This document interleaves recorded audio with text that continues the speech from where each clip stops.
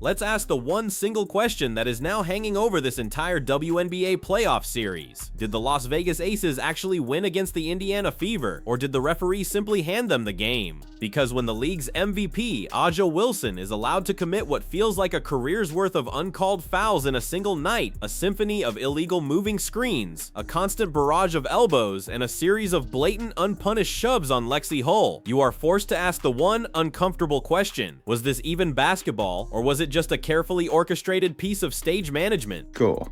And let's check this out. A double dribble. She spins, touches it with two hands. Like, this is first grade stuff. The refs, of course they miss it because it's Aja Wilson. She's dribbling, touches it with two hands on the spin move, gathers it, and passes to a teammate. And watch this at travel. That's her pivot foot. Like, this is some Angel Reese type stuff. Like, 3 in one game? That's horrible. We are about to break down Aja Wilson's egregious stat padding, the almost criminal free throw imbalance, the endless stream of missed calls, and the bizarre momentum-killing whistles that took a fierce, defiant performance from the Indiana Fever and turned it into a full-blown officiating scandal. The fans are not just frustrated, they are now calling this a stolen series. And once you hear what Lexie Hull herself said in the aftermath of all of this, you will understand exactly why. So we have to ask you, let us know down in the comments what you really think of Aja's special whistle. Anybody see in the fourth quarter, Aja Wilson's trying out for an offensive lineman position in the NFL? And then look at, if you don't want to be pissed off, don't watch this. In overtime, a moving screen with 2 minutes left, and this is the biggest shot of the game after fouling out Boston for less. How is it possible that one single player seems to get her own personal rulebook while everyone else on the floor is forced to play by the actual one? That is the single maddening question that is now hanging over this entire WNBA semifinal series. Because when you look closely at the raw, undeniable numbers and you compare the treatment of Aja Wilson to that of Aaliyah Boston, the emerging pattern stops resembling simple coincidence and starts to look a lot more like a deliberate orchestration. Across the 5 games of this hard-fought series, Aja Wilson was allowed to waltz to the free throw line a staggering 26 times. 26. Meanwhile, Aaliyah Boston, a player who has to battle for every single rebound, who has to absorb a constant barrage of hits in the paint, and who gets mauled on nearly every single post-up, was only able to reach the line a mere 17 times. And here is the truly cynical kicker. Nearly half of those attempts came in a single desperate outing, Game 4, when the Las Vegas Aces started to intentionally foul in the final minute just to drag out the clock. If you take away that desperate end-of-game sequence, the glaring disparity between Aja Wilson's and Aaliyah Boston's free throw attempts becomes not just questionable, but completely and utterly indefensible. I think it was a physical game, you know. I think there's a double standard in how people get their calls. I think Aaliyah Boston is the worst officiated post player in the league. She never gets a call. And you know, there's a double standard there, certainly. But you know, again, if it's going to be physical and you're gonna allow us to be physical, then allow both teams to be physical. If you're going to call the holds and you're going to call the chucks, and you're going to then call it both ways. So I mean, I think that we've been pretty consistent in what we're asking for, and I didn't feel like it was consistent. Now just rewind the tape to games 1 and 2, and the entire situation devolves from merely suspicious to completely and utterly absurd. Aaliyah Boston, the Indiana Fever's interior anchor and arguably the most skilled post player in the entire league, did not shoot a single free throw in either of those 2 matchups. Not one. If you go back and you watch those games, you will see Aja Wilson drawing fouls off of phantom contact, off of grazing touches, and off of incidental bumps, all while Aaliyah Boston was getting absolutely hammered in the lane without so much as a whisper from the referee's whistle. How do you even begin to explain that? You can't. This is no longer about different playing styles. This is about selective and biased enforcement. The ball ran through Aaliyah Boston all night long, and yet the refs acted as if the very concept of physical contact had magically disappeared whenever she touched it. 2 straight high-stakes playoff games without a single solitary call? That is not randomness. That is a clear and undeniable preference. And the total foul numbers from this series tell an even uglier earlier and more damning story. Over the course of the 5 games, Aaliyah Boston was tagged with a total of 19 fouls. A'ja Wilson, just 14. And that discrepancy becomes even more strange when you realize who was actually playing defense in this series. Aaliyah Boston spent nearly every single one of her defensive possessions guarding A'ja Wilson directly, contesting her drives, absorbing her elbows, and staying vertical on every single one of her shots. Meanwhile, A'ja Wilson was often switched onto the Indiana Fever's smaller players in order to save her energy, and she rarely, if ever, had to contest Aaliyah Boston head-on. And yet somehow, Aaliyah Boston is the one who ended up with more fouls. How does that even happen? And look at these moving screens. She totally destroys Lexie Hull. And guess what? They get a 3-point bucket off that play. They didn't call that an offense foul. Look at this one. Do you see how she sticks her leg out? They wonder why they get wide open layups and 3-pointers. Look at the room it makes when you set an illegal screen. That's why it's illegal. Another one. Look at this. She moves over and it's just enough time for her teammate to get a 3-pointer off. Watch how she does this. She thrusts her hips at the end. Look at it. Thrust her hips to get that extra space, and she gets an open layup. Like I said, 4 offensive fouls they didn't call, and they got 10 points.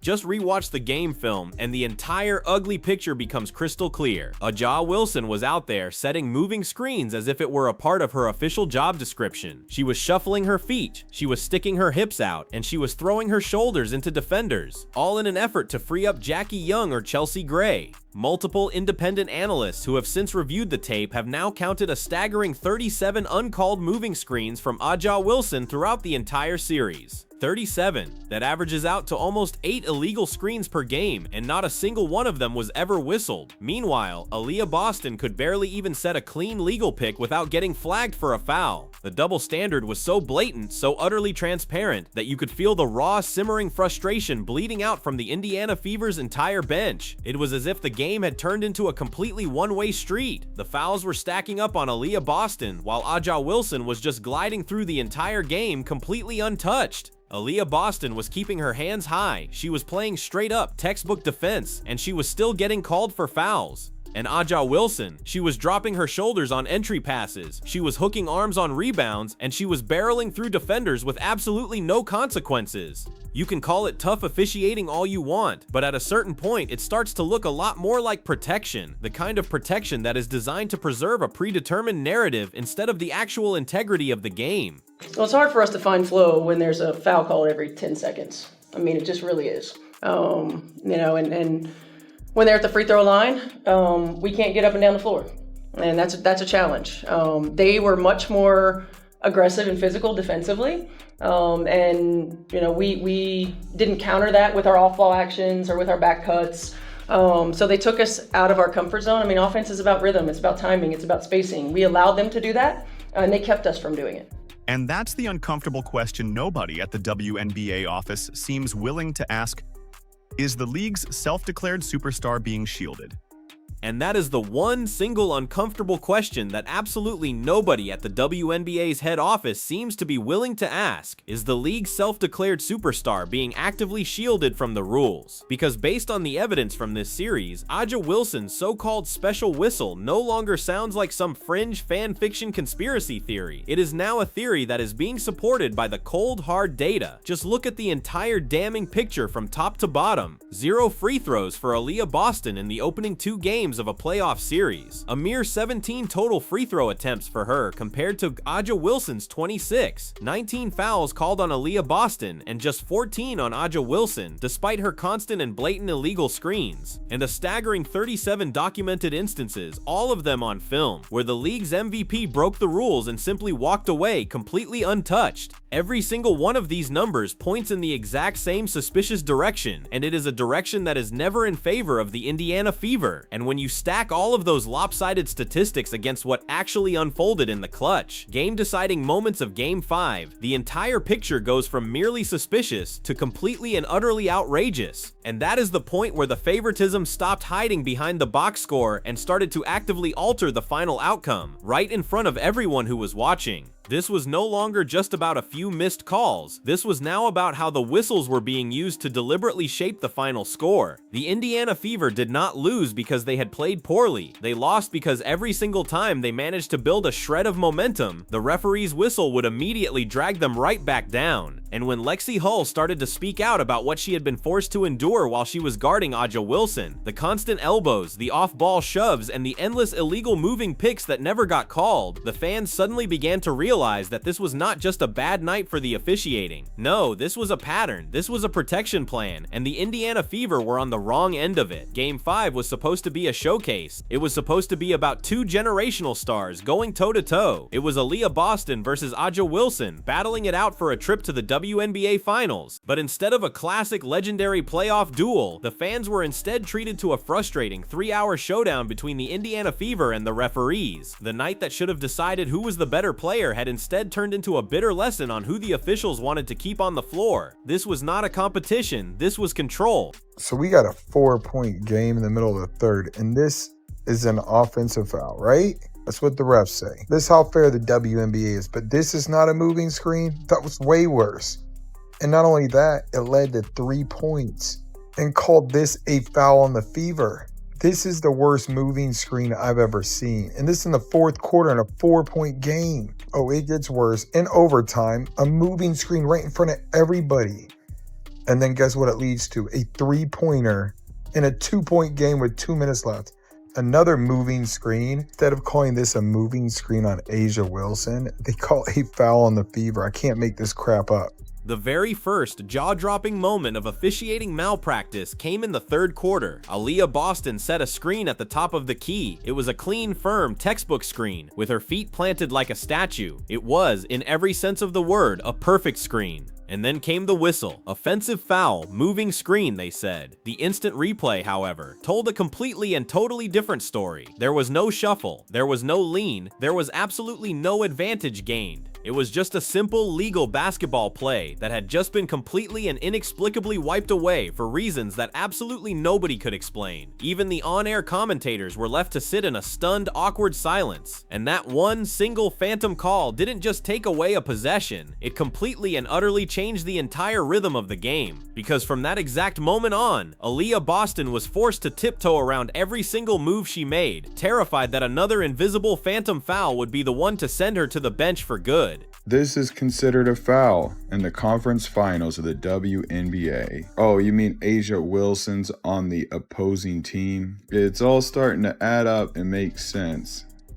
You have to cheat to win basketball games. And then, not long after that, came Megan Gustafson's Oscar-winning dramatic performance. Aaliyah Boston caught the ball in the post, she turned to make her move, and suddenly Megan Gustafson launched herself backward as if she had just been shot out of a cannon. The slow-motion replay showed the entire laughable sequence perfectly. There had been minimal contact, barely even a brush between the two players. But of course, the whistle blew. Another foul on Aaliyah Boston. 2 completely bogus back-to-back calls, each one systematically stripping away her ability to play with any semblance of confidence. And just like that, her physicality, the very thing that makes her so dominant, had now been turned into a liability. Meanwhile, on the other end of the floor, Aja Wilson was just continuing to barrel her way through defenders, completely untouched, and was now collecting free throws like they were frequent flyer miles. So there was a huge flop on Boston's third foul. Did you see Boston's 5th foul?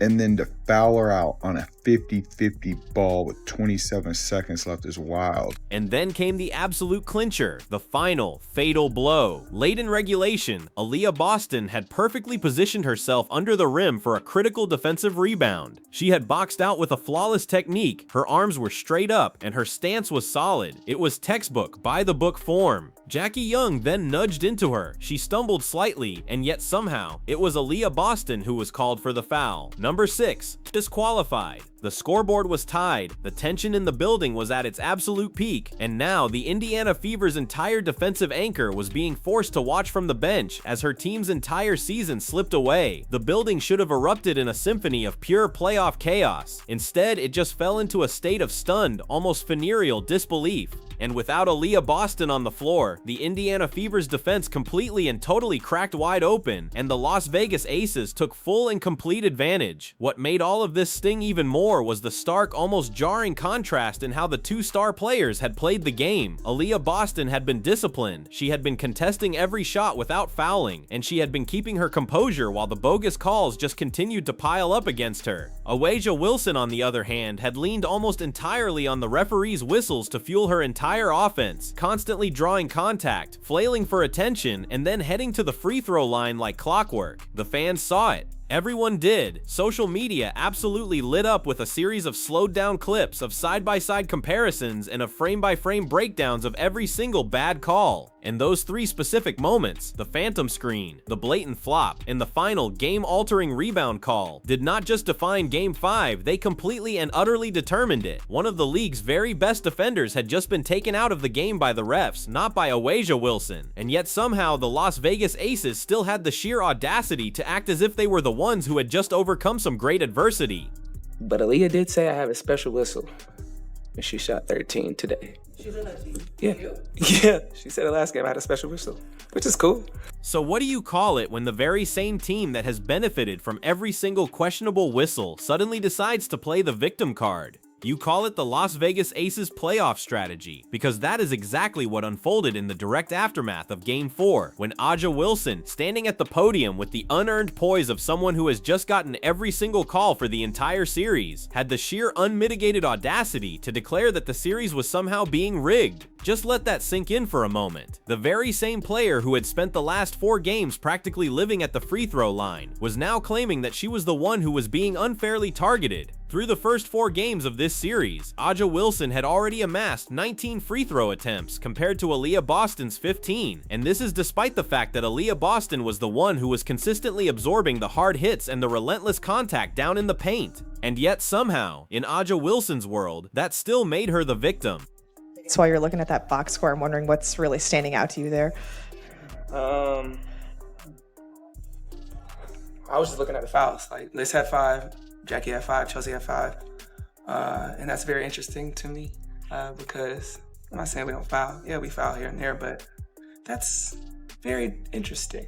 The sheer, breathtaking irony of her complaint is almost insulting. Outraged Wilson's total number of fouls through those first 4 matchups? A mere 12, and Aaliyah Boston's 14. And this is not just some random cherry-picked stat that has been pulled from thin air. This is all while Aaliyah Boston was taking on the single toughest defensive assignment of the entire series, guarding the league's MVP, Outraged Wilson, one-on-one for nearly every single defensive trip down the floor. Meanwhile, Outraged Wilson was out there, setting a series of moving screens that would make a football coach blush, and the referees couldn't seem to find their whistles, even if you had handed them a map. Now just flip that script for a second. If Aaliyah Boston had so much as grazed a guard on a pick, you know for a fact that you would have seen an official sprinting across the floor pointing in the opposite direction. But when Outraged Wilson does the exact same thing, absolute silence. Play on. Nothing to see here.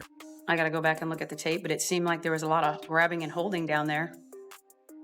That got called one way. Anything else?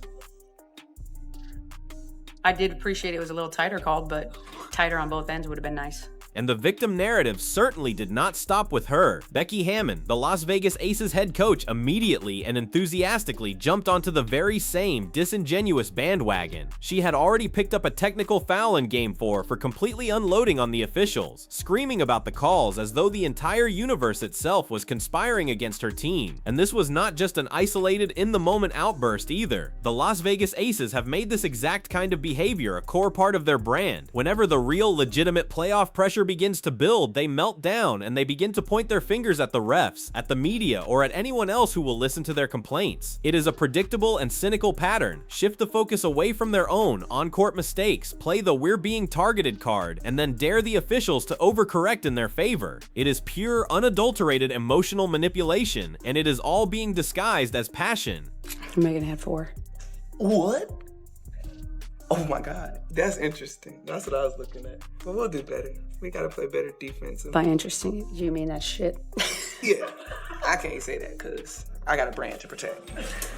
But Say it, I have no brand. yeah, it's interesting. But we'll be better. And that is what made Aja Wilson's post-game comments so transparently and brilliantly tactical. This was not a simple case of frustration. This was a calculated strategic move, and it was perfectly timed just before the decisive Game 5. She knew exactly what she was doing. She was planting a seed in the officials' minds, making them second-guess every single whistle that might be blown in favor of the Indiana Fever. And wouldn't you know it, it worked like an absolute charm. In Game 5, the officiating swung so hard in the direction of Las Vegas that it was almost comical. Aaliyah Boston was fouled out of the game on a series of phantom contacts. Aja Wilson kept on getting to the free throw line as if it were her own personal ATM. And in the final crucial 2 minutes of regulation and overtime, the Las Vegas Aces shot a staggering 13 free throws. 13 in 2 minutes. That is not basketball. That is pure unadulterated theater. And are we really supposed to believe that Aja Wilson's rigged comment had absolutely no impact on that outcome? Come on now. The officiating in that game went from being merely bad to being completely and utterly absurd the very moment she had played the victim card. The message was now crystal clear. Keep the Las Vegas Aces comfortable, keep the narrative clean, and make absolutely sure that the so-called face of the league moves on. But while Las Vegas was busy working the refs with their politics and their pressure, the Indiana Fever were responding with something far, far more powerful: grit. They did not whine, they did not scheme, they just fought. Lexie Hull, Caitlin Clark, and Aaliyah Boston all went to war with nothing but their own pride and their own heart, battling their way through a series of tilted whistles and a set of completely stacked odds. They absolutely refused to fold, even as every single call cut deeper and deeper. And that is what made this series so unforgettable. Not the Las Vegas Aces' cynical manipulation, but the Indiana Fever's incredible, awe-inspiring defiance. And in Lexie Hull's own powerful words, this was such a physical series for her. A series where she found herself on the ground so many times, but a series where she was ultimately proud of the team for coming so far. Do you feel like this game, between the adversity but also the resilience, was just like a microcosm of this whole season? And did that, in a way, like, you're like, oh, we've been here before? Yeah, I mean, that's what Steph said in the huddle. Like, we're built for this moment. When Kelsey went down, and then we're challenging the call on AB. We've been here before, so it's just so unlucky, so crazy that had to happen tonight. The Indiana Fever did not lose this series because they lacked the necessary skill. They lost because the Las Vegas Aces were simply incapable of winning it without outside assistance. The deciding factor in Game 5 was not talent, it was a whistle. And yet, despite the stolen victory, the Indiana Fever walked away from this series with something far more valuable: a forged identity and a profound sense of purpose. Aaliyah Boston's powerful "we over me" mantra perfectly captured their hard-won unity, while the image of a sidelined Caitlin Clark passionately cheering from the bench made it unequivocally clear that this team's story is only just beginning. The future for this Indiana team now looks unstoppable, but if the WNBA wants to have any shred of credibility left, it owes the fans and the sport an answer. It must explain how a staggering 37 uncalled fouls were allowed to rob a young, defiant contender of its rightful and hard-earned shot at glory. This brings the entire ugly debate to you. We need to hear your thoughts. Let us know down in the comments what you think of Aja's special whistle. Be sure to like, subscribe, and turn on all notifications so you never miss a single moment of this story. Click the video on the screen and we will see you in the next one.